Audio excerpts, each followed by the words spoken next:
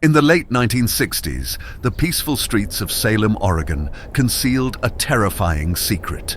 Young women were disappearing without a trace, leaving the community in a state of fear and confusion. The police were baffled, with no leads and mounting pressure from the public. Each missing person case seemed unrelated, yet there was an underlying pattern that had yet to be discovered. Unknown to them, a man named Jerry Brudos was living a double life. By day, he was a seemingly ordinary husband and father. By night, he harbored a dark obsession that would lead to unspeakable acts. It all began with a fascination for women's shoes, a fixation that started in his childhood and grew more intense over time. But this was no ordinary fetish. It was a compulsion that would drive him to commit heinous crimes. Brudos transformed his garage into a personal chamber of horrors, a place where he would lure his unsuspecting victims. Once inside, they would face a fate more gruesome than anyone could imagine. His first known victim was Linda Slauson, a 19-year-old door-to-door saleswoman. She vanished without a trace, her family left in agonizing uncertainty. Little did they know she had fallen into the clutches of a predator. As the number of missing women grew, so did the community's fear. The connection between the disappearances remained elusive, and the predator continued to operate in the shadows. It wasn't until a courageous survivor managed to escape Brudos's clutches that the authorities finally had a breakthrough. Her harrowing account would unravel the twisted mind behind the terror. Jerry Brudos, the man who came to be known as the Shoe Fetish Slayer, was arrested and brought to justice. But the scars he left on the community and the memories of his unspeakable acts would linger for years to come. Stay with us as we dig deeper into the disturbing case of Jerry Brudos, exploring the psyche of a man whose obsessions led to a series of brutal murders. This is a story of darkness, depravity, and the relentless pursuit of a killer hiding in plain sight. This is the story of Jerry Brudos, the Shoe Fetish Slayer. Between 1968 and 1969, the Pacific Northwest was gripped by a string of disappearances and brutal murders that left authorities scrambling for answers.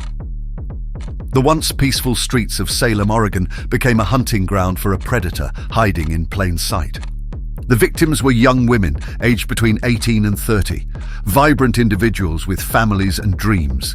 They vanished from everyday situations, running errands, walking home from work, or meeting friends. Days, sometimes weeks later, their bodies would be discovered in isolated locations, often posed in disturbing ways. And always, one thing was missing: their shoes. The absence of their shoes baffled investigators, but it wasn't until the fourth body was discovered that they began to see a disturbing pattern. Each victim had been strangled or suffocated, their lives stolen by a man who sought something far beyond murder: control, domination, and a twisted fulfillment of his obsessions. Linda Slauson, 19, disappeared while selling encyclopedias door-to-door. Jan Whitney, 23, vanished after her car broke down on a highway. Karen Sprinker, 18, a college freshman, failed to meet her friends at a shopping mall. And Linda Saley, 22, was last seen leaving her job at a department store. They were all connected by one man, Jerry Brudos. Jerry Brudos, a seemingly ordinary father and husband, was living a secret life, one that would shock even the most seasoned detectives when it was finally uncovered. But at this point in the investigation, he was just another face in the crowd, a man quietly blending into the fabric of society. As investigators scrambled for clues, the community grew more terrified. Who could the killer be? How could he strike so efficiently and disappear without a trace? The pressure mounted as police pieced together fragments of evidence, each step bringing them closer to uncovering a horrifying truth. What they found would turn the case and their understanding of evil on its head. Stay with us as we reveal the chilling details of Jerry Brudos, the man who came to be known as the Shoe Fetish Slayer. What drives someone to kill, not for anger or revenge, but for obsession? The answer lies just beneath the surface. And as you'll soon discover, this story is far from ordinary. Before we continue, what's your theory so far? Could you recognize the signs of someone like Jerry Brudos in your own life? Let us know in the comments. Jerry Brudos was born on January 31st, 1939, in Webster, South Dakota, the youngest of 4 children. From the start, his life was marked by rejection and turmoil. His mother, resentful that he wasn't the daughter she longed for, made no effort to hide her disappointment. Her disdain for Jerry would set the stage for years of psychological wounds that festered into something far darker. By the time he was 5 years old, Jerry's fascination with women's shoes began to emerge. It started innocently enough, finding a pair of high heels discarded near his home. But for Jerry, that moment sparked something he couldn't understand, a magnetic pull towards those shoes. When his mother discovered him wearing them, she flew into a rage, shaming him and burning the shoes in front of him. That act of humiliation didn't extinguish Jerry's obsession. It only made it stronger. As he grew older, his fascination with women's shoes became a secret he guarded fiercely, a compulsion that would drive him to steal from his neighbors and classmates. But shoes weren't enough to satisfy Jerry's growing appetite. By his teenage years, his behavior escalated. He began breaking into homes, stealing lingerie, and even attempting to force women to undress at knife point. Each act brought him closer to a line he would soon cross, leaving devastating consequences in his wake. Jerry's first known brush with the law came at the age of 17 when he was arrested for holding a young woman at knife point and demanding her shoes. Despite this alarming behavior, he was sent to a psychiatric hospital for evaluation rather than jail. Doctors labeled him a troubled teenager with a fetish, but no one foresaw the depths his obsessions would reach. The lives Jerry Brudos would go on to claim were full of promise and hope, each victim a vibrant young woman with dreams for the future. Lisa, a 22-year-old nursing student, was described by friends as kind-hearted and driven. She had just been accepted into a prestigious program and was weeks away from starting a new chapter in her life. Kathy, only 19, was an aspiring artist who loved sketching portraits of her family and friends. She had recently been offered her first gallery showing, a milestone she had been working towards since childhood. These women and others like them were full of life and possibility. Their families had no way of knowing that they would become targets of a predator, one who sought not their companionship or love, but control, power, and a grotesque fulfillment of his darkest fantasies. What drove Jerry Brudos from voyeurism and theft to abduction and murder? And why did his victim's shoes, above all else, become the centerpiece of his obsession? The answers, as investigators would learn, lay buried deep in his past and hidden within the horrors of his garage. What do you think shaped Jerry Brudos into the man he became? Could intervention at an earlier stage have stopped him? Share your thoughts in the comments. The discovery of the first body sent shockwaves through the quiet community of Salem, Oregon. On January 26, 1968, the body of Linda Slauson, a 19-year-old door-to-door saleswoman, was found in a wooded area outside town. Linda had been reported missing days earlier after failing to return home from her sales route. The scene was haunting. Linda's body was posed unnaturally, her feet bare, her shoes nowhere to be found. Investigators combed the area for clues, but were left with little to go on. What they didn't know was that this was only the beginning. 3 months later, on March 27, 1968, Karen Sprinker, an 18-year-old college freshman, vanished from a parking garage at a local shopping mall. Karen was on her way to meet her mother for lunch, but never arrived. Her abandoned car was discovered hours later, keys still in the ignition. Weeks later, her body was found floating in the Long Tom River, weighted down by car parts. Like Linda, Karen was posed, her shoes missing. Authorities began to suspect a pattern, but with no witnesses or evidence, their investigation hit a dead end. On November 26, 1968, Jan Whitney, a 23-year-old motorist, vanished after her car broke down along Interstate 5. Witnesses reported seeing a man offering her help, but no one could provide a clear description. Months later, her body was discovered in a remote area. Jan had been strangled, and her shoes, like the others, were missing. Police now faced the grim reality that a serial killer was targeting young women, but they remained no closer to identifying the predator. Linda Saley, 22, was abducted on April 23, 1969, while leaving work at a department store.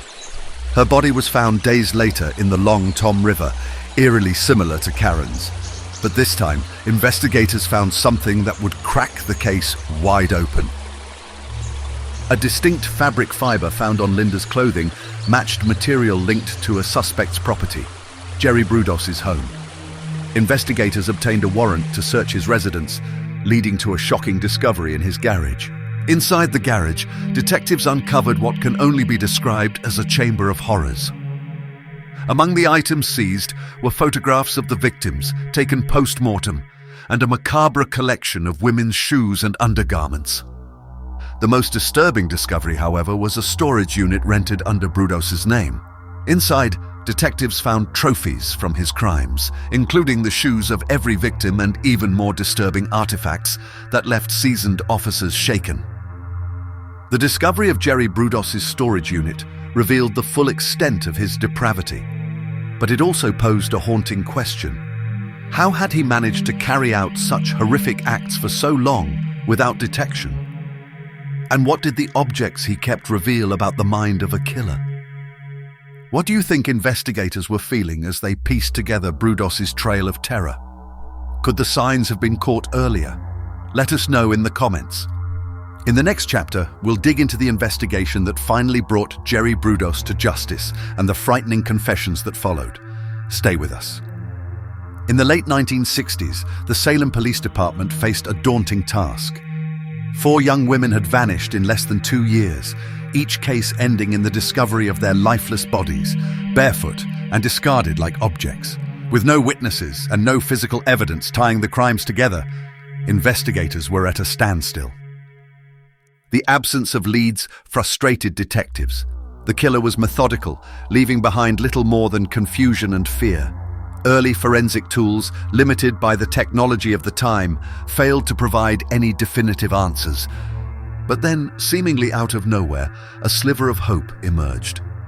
Witnesses near the shopping mall where Karen Sprinker disappeared recalled seeing a tall man in his mid-30s loitering near the parking garage. He had a stocky build and an unsettling gaze, though no one could identify him. As investigators began piecing together these sightings, another clue surfaced. Forensic experts examining Karen's body found fibers that didn't match her clothing.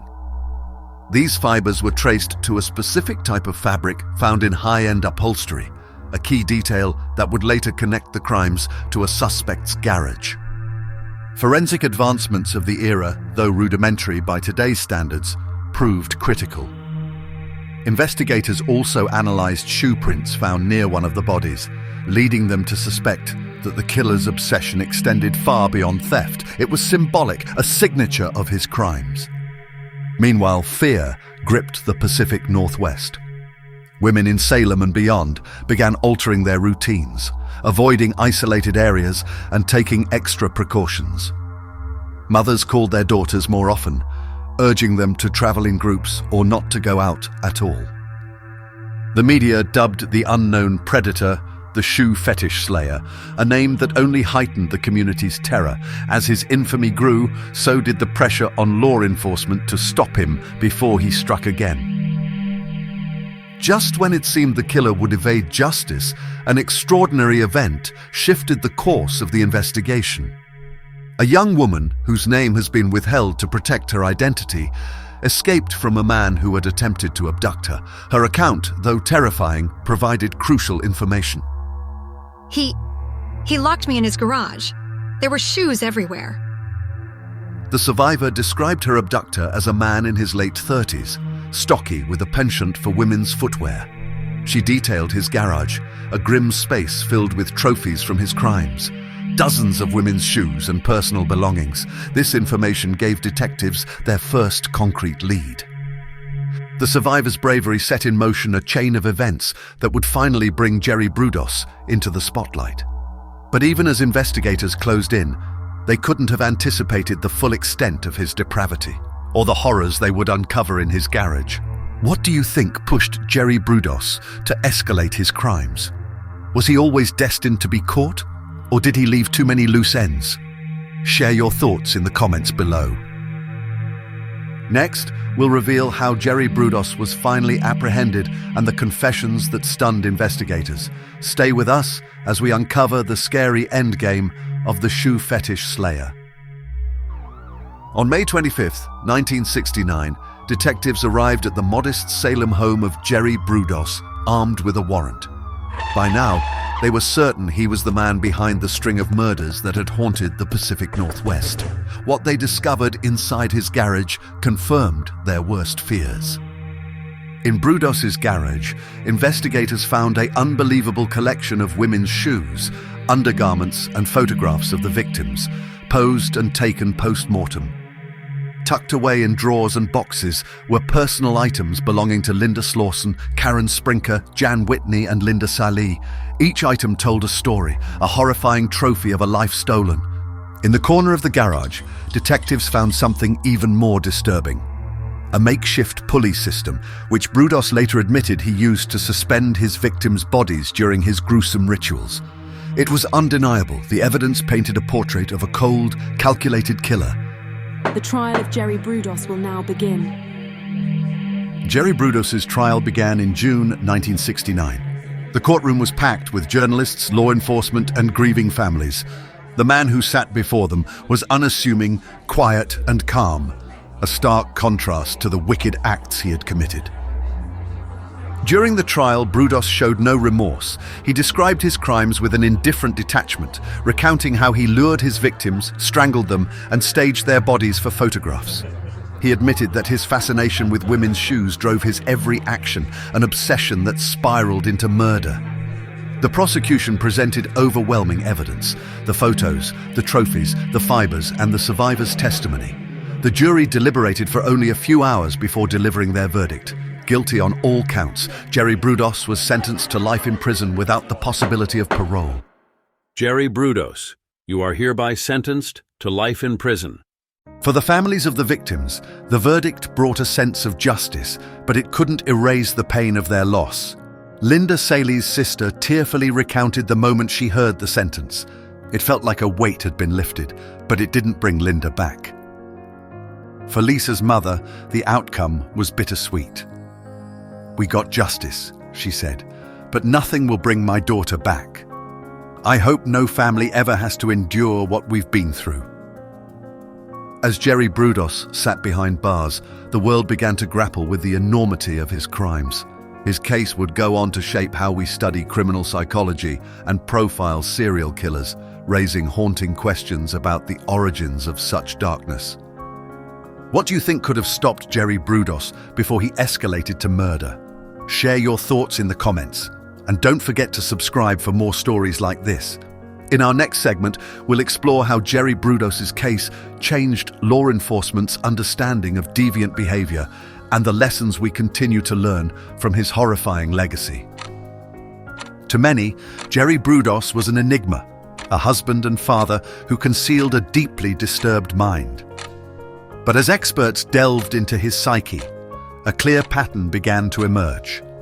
Brudos was classified as a necrophiliac with a paraphilic disorder, an obsessive fixation on women's feet and shoes that began in early childhood. This fixation wasn't merely a harmless quirk, it was the root of a dangerous compulsion. Brudos admitted that the act of stealing shoes and women's clothing gave him a sense of power and control, a feeling he sought to replicate in increasingly violent ways. Brudos's childhood provides a grim backdrop for understanding his behavior. Experts point to his mother's rejection and harsh treatment as pivotal factors. Her overt disappointment in him not being a girl, combined with episodes of shaming, planted the seeds of resentment and inadequacy. Psychologists believe this emotional abuse fueled his need to reclaim control. By fixating on women's shoes, objects his mother once burned in a fit of anger, Brudos symbolically sought to reclaim the power she denied him. Over time, this compulsion grew unchecked, escalating from voyeurism and theft to abduction and murder. The case of Jerry Brudos left law enforcement and society grappling with important questions. How could a man capable of such atrocities live undetected for years? What warning signs were missed? And most critically, how can similar crimes be prevented in the future? Brudos's case emphasized the need for understanding deviant behavior early. By identifying and addressing abnormal fixations, like his obsessive stealing of shoes and clothing, authorities could potentially intervene before these compulsions escalate into violence. His crimes also spurred advancements in profiling techniques, helping law enforcement identify patterns and motives in similar cases. Today, behavioral analysis and early intervention are critical tools in preventing future tragedies. From a childhood shaped by rejection and humiliation, to a life consumed by obsession and violence, the story of Jerry Brudos is one of unchecked darkness. What began as a fixation on women's shoes spiraled into a series of horrifying murders that left families shattered and a community gripped by fear. Through the tireless work of law enforcement, a survivor's bravery, and advancements in forensic science, Brudos was brought to justice. But the scars he left behind serve as a haunting reminder of the depths to which human obsession can descend. But even with these lessons, the question remains: was Jerry Brudos born a monster or a product of his environment, or was his descent into violence inevitable? Can understanding his mind truly prevent future crimes, or do cases like his defy explanation? What's your theory on this case? Let us know in the comments below. And if you found this story compelling, don't forget to like, share, and subscribe to our channel for more chilling true crime stories. Your support helps us continue to bring you detailed accounts of the darkest chapters in history. Thank you for watching. Until next time, stay safe, stay curious, and remember, sometimes the truth is more terrifying than fiction.